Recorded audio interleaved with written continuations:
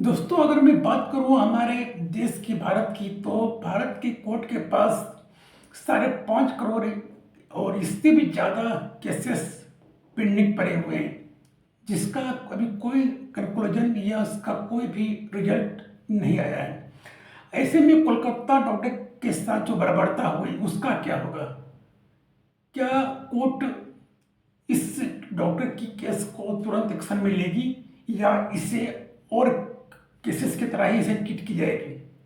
दोस्तों, जब निर्भया के साथ जो बर्बरता हुई थी, निर्भया को के दोषियों को सजा मिलने में 7 साल लग गए। ये घटना जो निर्भया के साथ जो हुई थी घटना, वो 2012 में हुई थी और फैसला आते आते 7 साल कब लग गए किसी को पता नहीं चला।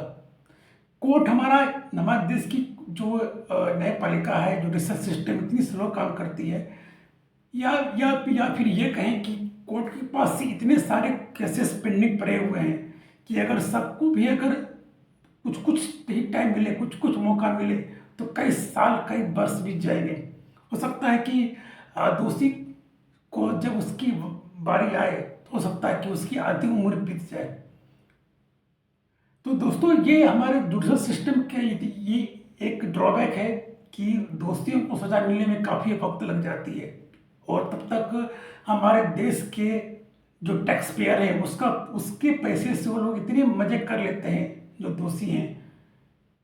क्योंकि अगर जब तक दोषियों को तुरंत सजा नहीं मिलेगी, तब तक ये दहशत का माहौल जब तक नहीं बन पाएगा। दोषियों में जो गलत काम करते हैं, ऐसे दरिंदगी जो करते हैं, ऐसे दोषियों को जब तक हार्ड एंड फास्ट इस पर अगर कार्रवाई नहीं की जाएगी, तब तक ऐसे वारदात कब नहीं होंगे। अब मैं निर्भया का एक मैं बात की आपसे कुछ देर पहले, निर्भया के जो दोषियों को 7 साल लग गए।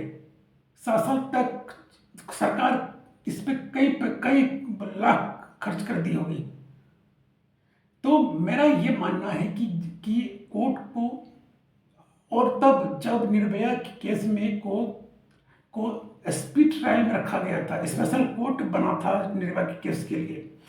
अब अगर कोलकाता के डॉक्टर के साथ जो बर्बरता हुई, अगर इसको भी अगर कोर्ट ने एक स्पेशल ट्रायल अगर पे रखती है, इसको स्पेशल ट्रीटमेंट देती है इस केस को, फिर भी कोलकाता के डॉक्टर के केस को सुनवाई होते होते और दोषी को सजा मिलते मिलते तकरीबन 10 से 50 साल लग जाएंगे।